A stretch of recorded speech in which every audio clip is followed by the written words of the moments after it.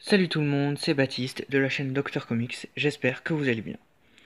Aujourd'hui on se retrouve pour la première vidéo officielle de cette chaîne. Et je suis très content de la faire sur un de mes personnages Marvel préférés, autant en film qu'en comics. Je vais vous parler de Captain America. Donc pour cette présentation je vais vous parler de sa création, de ses pouvoirs, de ses accessoires et de sa vie. Sa création.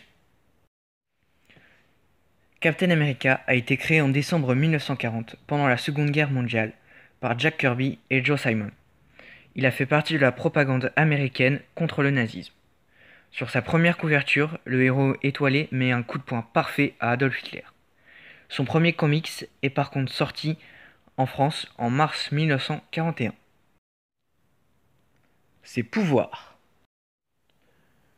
Le sérum de super soldat qu'on lui a injecté a fait de Steve Rogers un summum de perfection. Il est capable de soulever 2 fois son poids, c'est un stratège de génie, un gymnaste et un artiste martial de niveau olympique, et il peut résister aux maladies et à la fatigue. Ses accessoires.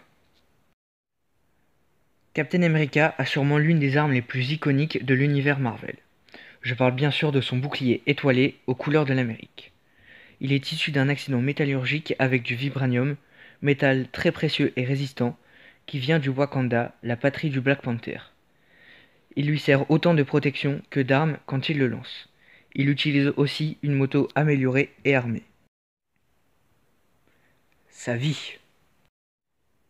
Je pense que ce personnage a l'une des histoires les plus intéressantes de l'univers Marvel. J'ai donc décidé de vous la raconter sans plus attendre. Lorsqu'à la fin des années 1930, la guerre refait surface en Europe, le gouvernement américain décide de créer le soldat parfait. Le projet Renaissance est dirigé par le docteur Abraham Erskine et devait créer un escadron de guerriers suprêmes. Le premier cobaye de ce projet est le jeune artiste en herbe et maigrichon Steve Rogers. Juste après l'injection du sérum d'Erskine, des millions de cellules vivifiantes ont intégré le corps de Rogers et l'ont fait doubler de volume. Son corps a été porté à la perfection humaine et ses faiblesses ont été éliminées. Malheureusement, des espions nazis s'étaient infiltrés dans le laboratoire secret et ont assassiné le docteur, seul détenteur de la formule du sérum. Steve n'eut aucun mal à rattraper les espions, mais il était et serait le seul représentant du bataillon destiné à vaincre Hitler. Il fut entraîné aux arts martiaux, au maniement des armes et à l'espionnage, et ne tarda pas à enfiler son costume étoilé iconique. C'est plus tard qu'il a reçu son bouclier, dont je vous ai parlé un peu plus tôt. Il a été rejoint dans sa lutte contre le mal par Bucky Barnes, la mascotte du camp, et qui avait découvert son identité secrète. À eux deux, ils ont semé la mort et la destruction parmi les rangs ennemis, neutralisant des ennemis comme le Crâne Rouge. En 1945, le baron Zemo s'est mis en tête de voler un avion robotisé conçu par les Anglais. Cap et Bucky ont été envoyés pour l'arrêter. Au moment du décollage de l'avion, les deux héros se sont accrochés à l'engin, mais Captain a lâché juste à temps pour assister à l'explosion de l'avion et à la mort de Bucky. Il est tombé dans les eaux gelées, où son corps a été maintenu en animation suspendue pendant plusieurs décennies. En poursuivant leur ennemi Namor, les Avengers sont tombés sur le corps du Captain et l'ont réanimé. Le héros étoilé était devenu obsolète, soldat d'une guerre finie depuis longtemps. Essayant de trouver sa place dans un monde si étrange à ses yeux, il a rejoint les Vengeurs et est devenu un pilier du groupe. Il a aussi proposé ses services à Nick Fury, son ancien frère d'armes, devenu le directeur du SHIELD.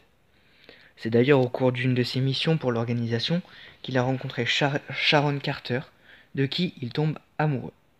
Captain America continue son combat pour la justice, que ce soit seul ou en équipe avec les Avengers, jusqu'au jour de sa mort. Après l'annonce de la loi qui oblige les super-héros à se faire recenser, Steve n'arrive pas à supporter cette législation qu'il juge comme privant de liberté. Il n'est pas d'accord avec son vieil ami Tony Stark, alias Iron Man, et commence à regrouper une résistance pour protéger les héros de cette loi. Cet acte va diviser les héros et les forcer à se battre, provoquant la guerre civile. À la fin de la bataille, Iron Man réussit à vaincre et capturer Steve, qui sera abattu sur les marches du palais de justice de New York. Sans le Capitaine pour la diriger, la résistance s'effrite et beaucoup de héros qui étaient contre cette loi finissent par l'accepter. Par exemple, le Faucon, partenaire du héros légendaire, accepte pour pouvoir assister aux obsèques de son ami. Après avoir vu de nombreux héros et vilains revenir d'entre les morts, beaucoup refusent l'évidence du décès. Ce n'est que lorsque Wolverine et Iron Man, chacun représentant d'un côté différent dans cette guerre, confirment le décès du héros, et la réalité, même si elle est triste, est acceptée. Même si Tony Stark avait officiellement déclaré que personne ne pourrait remplacer le Capitaine, un remplaçant est très vite envisagé. Possédant le bouclier et l'uniforme dont le Shield a la garde, Stark doit le désigner. Il pense à Hawkeye, mais ce dernier rend le bouclier avant même d'avoir fini sa première mission. Ne souhaitant pas que le bouclier reste entre les mains du Shield, qu'il juge responsable de la mort du Capitaine, Bucky Barnes le vole. Il a lui aussi été considéré mort, mais est revenu en tant que soldat de l'hiver. Lorsque le Shield lui met la main dessus, Stark lui propose de reprendre le flambeau de son ami mort. Il accepte, mais à 2 conditions. Ses conditionnements de soldat de l'hiver doivent lui être retirés par télépathie, et il ne doit recevoir d'ordre de personne. Stark accepte. Sous ce nouveau masque, Bucky affronte le Crâne Rouge et le Captain America des années 1950. Si vous le souhaitez, je pourrais vous parler de ce personnage dans une prochaine vidéo. Il a aussi rejoint les Vengeurs Secrets, qui étaient dirigés par Steve. Lorsque Captain America a été assassiné, la plupart des gens n'ont vu qu'un seul tireur, Crossbones. Mais une deuxième personne a été impliquée, et ce n'est autre que sa petite amie Sharon Carter. Son cerveau avait été lavé par le docteur Faustus, et elle a en fait utilisé un pistolet créé par le docteur Fatalis, qui a gelé Steve dans le temps. Pour le faire revenir en tant que soldat à sa solde, Crâne Rouge voulait utiliser le sang de Sharon, mais elle a cassé la machine, refaisant vivre à Rogers les moments de sa vie sans pouvoir rien y faire. Le crâne parvient finalement à le ramener et place sa conscience dans le corps du héros. Steve parvient à briser l'emprise quand il tente de tuer Bucky. Constatant qu'il a fait du très bon travail, il laisse à Bucky le rôle du Capitaine. Ce n'est que suite à la demande du président qu'il reprend son rôle, lorsque Zemo révèle qui est vraiment le soldat de l'hiver. Il accepte lorsque Bucky semble être tué par Skadi durant Fear Itself. Elle brise son bouclier, mais Steve utilise le marteau magique de Thor, Mjolnir. Odin fait ensuite reforger le bouclier du Capitaine. Il est transformé en roi araignée par le chacal et la reine araignée durant Spider Island, mais est guéri par un échantillon de l'antivenom. Il reforme les Vengeurs plusieurs fois après les avoir quittés lors de Avengers vs X-Men. Durant le récent événement Secret Empire, le Crâne Rouge lave le cerveau de Rogers à l'aide du cube cosmique. Il est à présent sûr qu'il est un agent endormi de l'Hydra depuis le début. Il vient de se réveiller et Hydra devient le nouvel ordre mondial.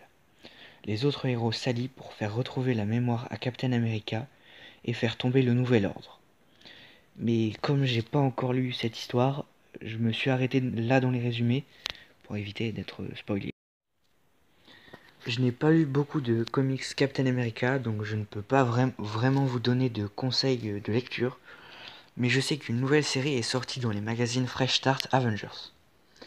J'ai sinon quelques autres comics de Captain America, par exemple Captain America la légende vivante, où on voit quand il revient à la suite de sa tombée dans la glace, et une histoire avec le Rhino. Elle était plutôt cool cette histoire. Et il y a aussi le comics Avengers Impasse où il essaye de stopper Thor et Iron Man qui se battent.